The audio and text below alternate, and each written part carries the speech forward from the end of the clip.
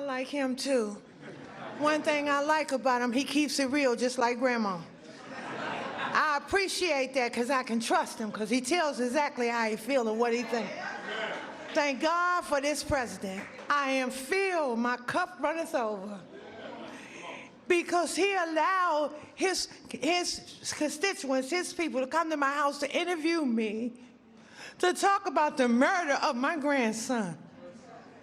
It seemed like nobody cared. I'm an advocate for murder. I marched, I rallied, I pulled out other families in the District of Columbia that had murders and did not have answers. Ooh. We marched and we rallied, and nobody heard me, Democrats. Get mad at me. Until this Republican sent his constituents, his people out there to interview me in my home. Have you ever heard of a thing? Then they invited me twice before Congress to testify for the beautiful bill that's going to change crime in the district. If you kill somebody, okay, you take a life, you do life. Just that simple. If you do a harsh crime, you do harsh time. Just that simple.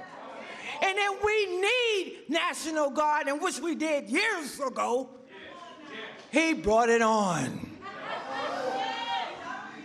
I love him. I don't want to hear nothing you got to say about that racist stuff. And don't be looking at me on the news, hating on me because I'm standing up for somebody that deserves to be standing up for. Get off the man's back. Let him do his job. He's doing the right thing. Back up off of him. That was for Alicia Cook at the White House with President Trump celebrating the 100th anniversary of Black History Month. She's a grieving grandmother who lost her grandson to violent crime in D.C. area. Mrs. Cook defended President Trump for his crime crackdown, saying, let him do his job. Stop bringing up racism. Joining us now, we're so happy to have back on our show the senior counsel to the Assistant Attorney General for Civil Rights at the Justice Department, the one and only Leo Terrell. Leo, congratulations. You were honored last night at the celebration. It's so good to see you. What's your reaction to Mrs. Cook's speech here? She said she only got silence from Democrats. Politicians did nothing after her 22-year-old grandson, Marty William McMillian Jr., was brutally murdered in 2017. We hear that from so many families, silence from politicians saying our families are getting killed. What do you think? Well, Liz, first of all, the race card is dead. The Democrats, after watching that, the Democrats had nightmares because what you saw was a Black American telling the truth that Donald Trump, in my opinion, the greatest president ever, promises made, promises kept. He believes in law and order. And Liz, the facts are there. Washington, D.C. is a safe city. And this woman is saying, let Donald Trump do his job. And he's doing his job. And notwithstanding the Democrats who need Black Americans, Donald Trump has basically given Black Americans another choice. That's why he has historic numbers. Example, one, funding historical Black colleges, opportunity zones, cleaning up the streets, law and order. Do you hear me, Barack Obama? The Democrats cannot match Donald Trump's record on providing services and providing the American dream to Black Americans. You know, Leo, the Democrats, you point out, they have tried staying and gaining power by calling Trump a racist, fascist, Nazi Hitler.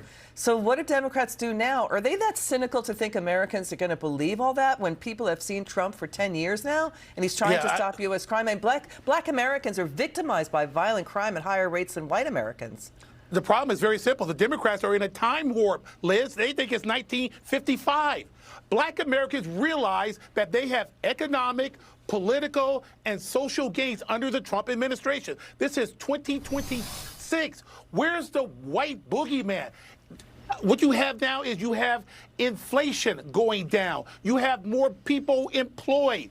You have a better economy under President Trump. And let me be very clear. Black Americans want the same thing, Liz, as white Americans. They want school choice. They want opportunity zones. They want law and order. And that woman poured her heart out to the American people and basically said, look, President Trump is a great president. And I'll challenge any Democrat, Barack Obama included, to match their record with President Trump. He has a record he can stand on. Leo, let's watch more from the event. Listen to this Black small business owner praise the Trump tax cuts. Watch this.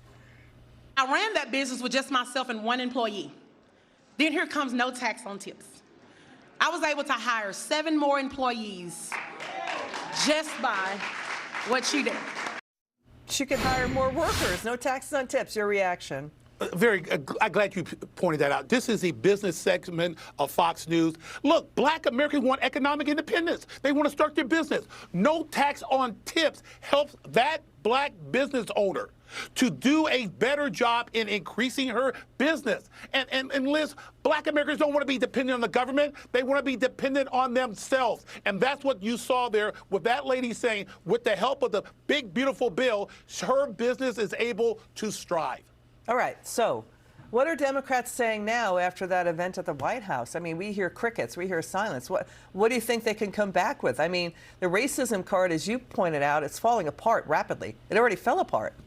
Oh, the race card is dead. Listen, the Democrats are going to have to come forward with some plans. They're going to have to, the argument that Trump is a racist does not sell, as we've correctly stated. The problem with the Democrats, they have no programs. They have no plans. They just attack and they challenge without providing any type of proposals. And that's what Trump can stand on. Trump has ideas. Trump has proposals. Look at the stock market. Look at the economy. Look at the number of jobs that increased in January. It is significant that Trump is setting a pace, and that's why he's out on the road right now. The biggest problem right now is for Trump to make sure the American people know what he's doing, and he's doing a great job. Leo Terrell, thank you so much. Love having you on. Please come back soon, and congratulations. You were honored yesterday at the White House.